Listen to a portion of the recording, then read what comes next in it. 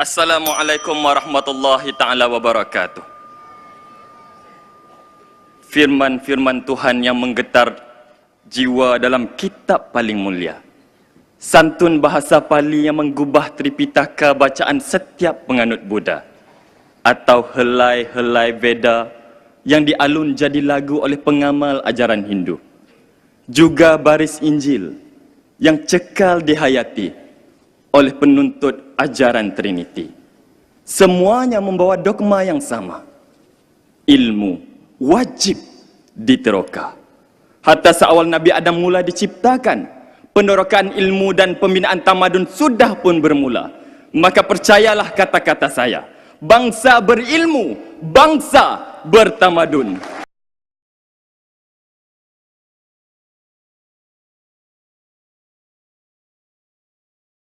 Saudara dan saudari sekalian, Profesor Yusuf Dr. Said Akhtar dalam makalahnya The Islamic Concept of Knowledge telah mendefinisikan ilmu sebagai teori praktikaliti dan proses pendidikan tanpa henti.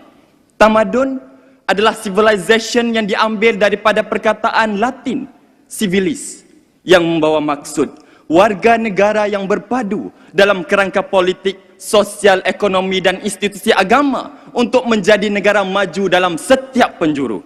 Bangsa berilmu, bangsa bertamadun mengajak dan mendesak kita untuk menilai dan merungkai bagaimanakah kemampuan dan kekuatan ilmu untuk mengangkat dan membina masyarakat. Yang pertama dimulakan dengan pembinaan individu, masyarakat, kemudian barulah negara secara keseluruhannya.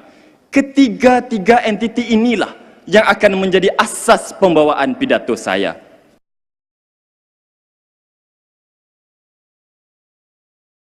Saudara dan saudari sekalian, bumi sudah berusia 4,54 juta tahun dan seramai 106 bilion umat manusia. 106,5 bilion umat manusia ini sudah menjadi penghuninya.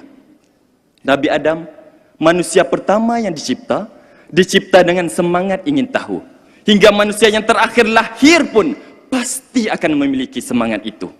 Kita sadar, ilmu manusia cuma setitis berbanding ilmu Tuhan yang selautan. Tetapi kerana percaya, di sisi Tuhan yang lebih berat timbangannya adalah tinta para ulama berbanding darah para syuhada. Maka kita meneruskan proses penerokaan ilmu. Kewujudan ilmu tidak pernah membezakan siapakah penuntutnya. Dari golongan raja dan pemimpin tertinggi hinggalah kelompok marhain dan hamba abdi. Ilmu tersedia untuk kita yang sedia mencari. Nilai sebenar ilmu adalah pada bagaimana kita memahami dan melihat falsafahnya. Saudara dan saudari, mungkin anda tidak percaya, 40 kali Ibnu Sina mengulang baca kitab Metafizika karya Aristotle sebanyak 14 buku dan 13 bahagian. Gaius Plinius Secundus menghabiskan 2/3 dari usianya semata-mata untuk menuntut ilmu. Bahkan Imam Asy-Syafi'i pernah terpaksa menggunakan pelepah kurma hanya untuk menulis, tetapi terpaksa, dan beliau berjaya menghasilkan 174 kitab sepanjang riwayatnya. Saya bukanlah manusia yang paling layak untuk mengajarkan anda apa itu ilmu. Tetapi inilah gambaran kegigihan tokoh-tokoh terdahulu dalam proses menuntut ilmu. Hari ini berbeza. Kita begitu berbangga dengan segulung ijazah, kononnya itulah lambang orang berilmu dan berhikmah. Ramai di kalangan kita yang tahu membaca, tetapi tidak mengenal huruf. Ramai yang tahu mengira, tapi tidak mengenal angka. Dan ramai yang mengaku tahu menulis, tetapi tidak pernah ideanya kritis. Kita belajar semata-mata untuk mengaplikasikannya, bukan kerana kecintaan kita terhadap ilmu.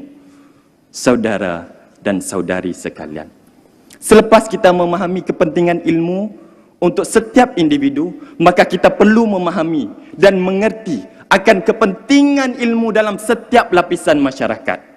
Sejarah Rom kuno telah bercerita kepada kita betapa sejarah ini bermula di sebuah desa kecil terletak di Itali Tengah. Kemudian desa ini berkembang menjadi sebuah metropolis dan berjaya menawan seluruh Itali Selatan, Eropah dan Timur Tengah. tamadun India, tamadun Cina dan tamadun Mesir yang gemilang juga berkongsi rahsia yang sama. Hatta Christopher Columbus tidak akan kenal benua Amerika tanpa 120 orang pelaut. Dan Vasco da Gama tidak akan jumpa laluan ke India tanpa 170 orang pengikut. Hatta Laksamana Cheng Ho tidak akan menjadi penjelajah terkenal tanpa 27,000 pengikut yang tajam akal. Saudara dan saudari sekalian, percayalah, betapa hari ini kita perlu sedar kepentingan ilmu yang perlu ada dalam diri setiap daripada kita. Sebab itulah Jepun tidak pernah malu untuk melaksanakan sistem pendidikan Hanko dan Terakoya, untuk meneruskan sistem tulisan kanji dan katakana. Kita sebagai warga Malaysia juga perlu yakin dan berbangga betapa bahasa Melayu mampu menjadi bahasa dunia. Akhirnya saudara dan saudari sekalian, saya begitu sedih kerana ada di kalangan kita pada hari ini yang menganggap bahasa kita sebagai bahasa kampung dan bukan bahasa ilmu, bahasa kedua dan bukan bahasa yang perlu diamalkan dalam jiwa dan diri mereka. Lantas perkara ini dipandang sebelah mata, ditertawa dan akhirnya dihina, diperkosa oleh kita semua. Jangan saudara dan saudari, bahasa ini adalah bahasa rakyat. Dan bahasa rakyat inilah bahasa ilmu kita. Maka untuk kita membina tamadun, bahasa ini perlu diangkat dan ilmu selalu perlu dimartabat oleh kita semua rakyat Malaysia. Akhir kata, saya ingin anda renung satu perkara. Betapa membina tamadun tidak sesingkat hujan menjadi awan. Bukan. Awan menjadi hujan, pasir menjadi debu, dan api menjadi abu. Tetapi, suatu perkara yang perlu kita tahu, prosesnya tidak akan berhenti. Dan asasnya hanya satu, yaitu ilmu, ilmu, dan sememangnya ilmu. Sekian. Wabillahi taufiq wa hidayah. Wassalamualaikum warahmatullahi wabarakatuh.